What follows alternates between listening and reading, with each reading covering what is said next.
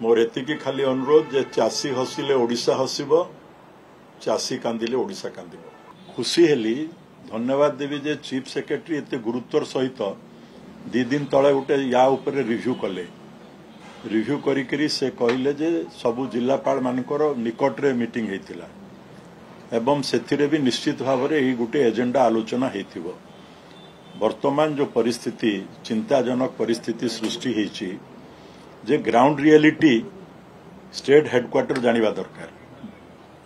मो कोनोसी प्रकार समालोचना करूना ही कहा कि सरकार को कोनोसी क्षेत्र रे, किंतु ग्राउंड रियलिटी को हमें जीवा दरकार जे वर्तमान पर्यंत कोनोसी जगह रे मंडी आज जो सरकार काली मंत्री कहिथिले तांको कथारु जना पडुथिला जे राज्य रे आज 25 तारिख रु आरंभ हबो बोली, किंतु मु जा बुझथिली कोनोसी जगह रे मंडी आरंभ हबो कोन वर्तमान पर्यंत टोकन इश्यू हुई नहीं।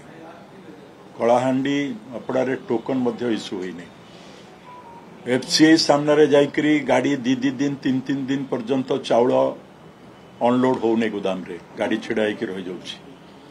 मिलर्स माने कांदुचंती जे हमर चाउल जदि न उठा गले धान रखिया पे जगह नहीं। तो ये रियलिटी गुडा को टिके माने प्रति सरकार गुरुत्व देवा दरकार।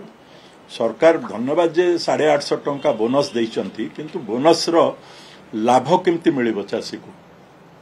चासी तो आरंभ कर देलेनी, जो माने छोटो चासी गरीब चासी जो माने से मानकर तो अंडर रेट रे सेल से माने दे सारलेनी दलाल मान को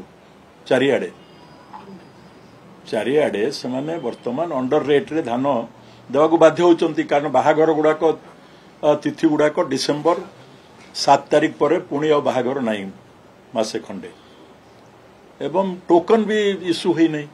तो मोर अनुरोध सरकार को बारंबार हाथ जोड़िकी जे भाई चाषी आमे गोटे कृषि प्रधान राज्य रे अछु, चाषी शुड बी आवर प्रायोरिटी। आपण चाषी को सबु सुविधा देइचंती, बोनस देइचंती, सबु कथा ठीक अछि, किंतु दया करी शीघ्र वार फुटिंग रे ये जो बात्या आछि ए अवस्था रे काली जदि धान से कथा भी स्पष्ट कर दियंतु चाषी मान को मनरु जे मिलर माने छोइबे नहीं धान जते बेले ओदा ही जीवो, मिलर माने ताकू टच भी करिवे नहीं एवं एफसीआई तो जमा सेटा को ग्रहण करिवो नहीं। सेइथिपाई मध्य केंद्र सरकार सांगरे आलोचना करनियंतु। एटा ठीक कथा जे इथर 2 लाख अधिक चाषी रजिस्ट्रेशन करचंती। 93 लाख मेट्रिक टन धान बहुत रबी और खरीफ रे हेबो प्रोडक्शन। चाषी तो प्रोडक्शन करूची, बोनस पाइला पर निश्चित भाव में आउरी उत्साहित होकर से माने रेट अधिक पाइबे बोली चाषी माने तो धान कले, किंतु जदि मंडीर नियम कौन? मंडीर नियम होची सेप्टेम्बर रु मंडी आरंभ होगा कथा। भारत सरकार मिनिमम सपोर्ट प्राइस घोषणा करंतु बा न करंतु, बट सेप्टेम्बर रु मंडी आरंभ हो जावा दरकार।